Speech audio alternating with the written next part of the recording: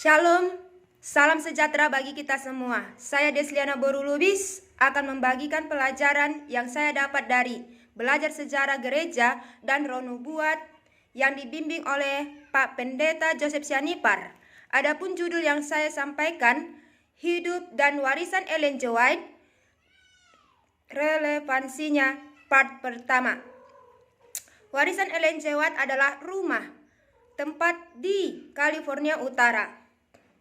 Terbuka untuk pengunjung, seseorang keturunannya menyatakan Ellen G. White mengizinkan para siswa yang tinggal di rumahnya setiap minggu.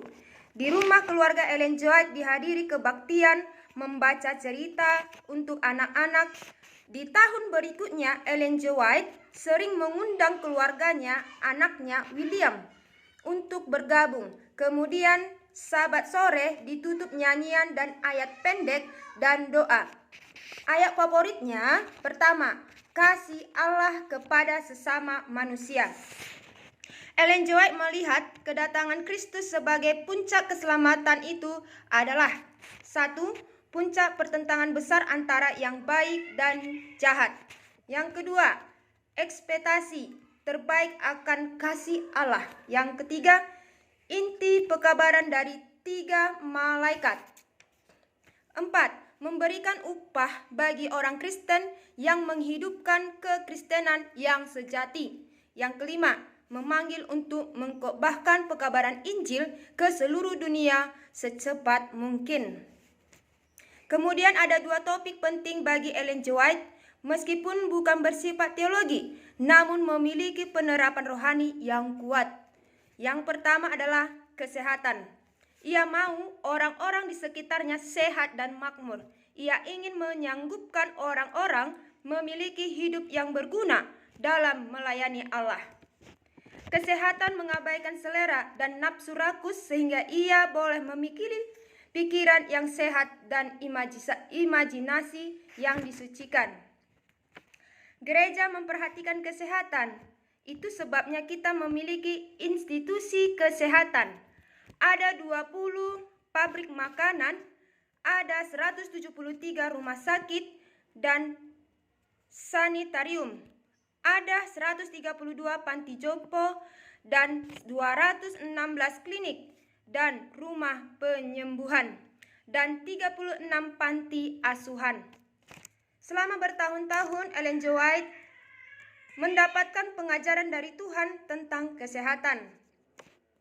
Di akhir tahun 1860-an dan 1870-an, beberapa reformator kesehatan Amerika menyatakan untuk tidak menggunakan garam. Katanya, saya menggunakan sedikit garam dan selalu memilikinya karena ada terang yang diberikan kepadaku oleh Allah. Benda ini yang gantinya membahayakan.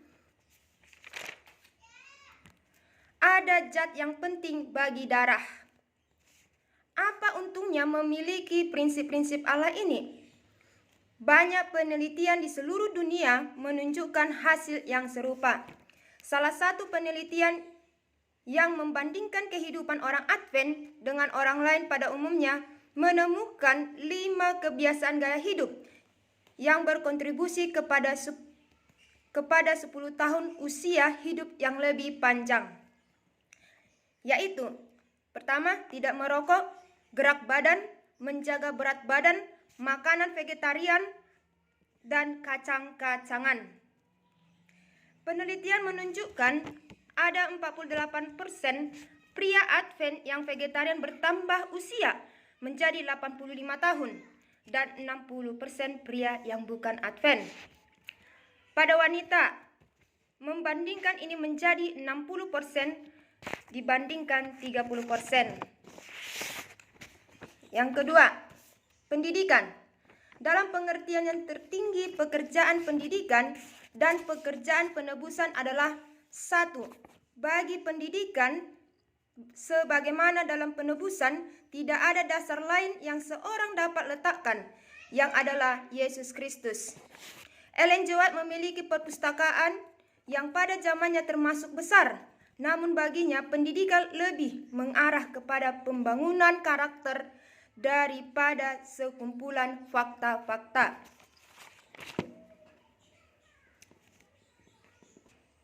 Para orang tua dan guru sekolah tentunya tidak mencakup bermutu mendidik anak-anak dengan selayaknya. Jika pertama mereka tidak belajar pelajaran penguasaan diri, sabar, tidak pemarah, lembut dan kasih, betapa pentingnya posisi orang tua, pengaruh dan guru. Hanya beberapa orang menyadari kebutuhan yang penting dari pikiran dan bagaimana mengarahkan perkembangan intelektual bertambah pikiran dan perasaan orang muda. Kemudian tulisan Ellen G. White diberikan oleh Allah dengan maksud menolong kita bertumbuh ke arahnya. Ellen G. White menuliskan lebih dari 100.000 lembar tulisan tangan dan 5.000 artikel dan periodikal yang lebih dari 130 buku yang tersedia dalam bahasa Inggris, yaitu seri Perjuangan Segala Zaman, terdiri dari 5 buah buku, dimulai cerita tentang pertentangan besar sebelum kejatuhan Lucifer sehingga waktu ketika kedamaian kembali dipulihkan. 4 buku pertama dari seri itu adalah Para Nabi dan Bapa, Para Nabi dan Raja, Kerinduan Segala Zaman, dan Kisah Para Rasul. Buku-buku ini menceritakan cerita Alkitab yang dapat digunakan bersama Alkitab seperti Bible Commentary. Buku terakhir adalah Kemenangan Akhir. Tugas masing-masing. Tulisan-tulisan Ellen G. White.